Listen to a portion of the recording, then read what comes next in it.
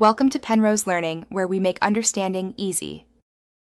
First, prepare your Ps5 and streaming setup before switching games.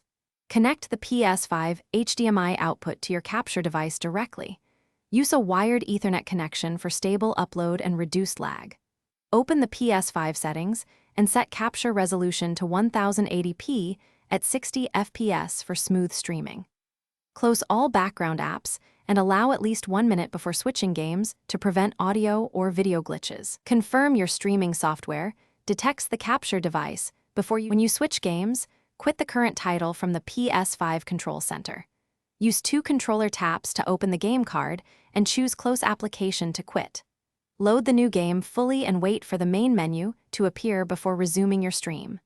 Mute or pause your microphone for 5 to 10 seconds during loading to avoid awkward noise.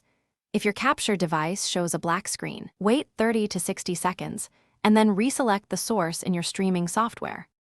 Use a dedicated scene transition in your streaming app to hide brief black screens.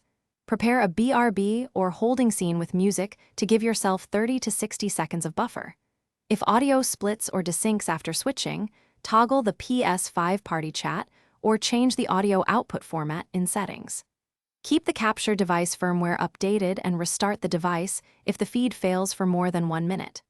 Finally, practice quick switches off stream to build confidence and timing before going live. Thanks for watching. If this was helpful, leave a like and consider subscribing. See you next time.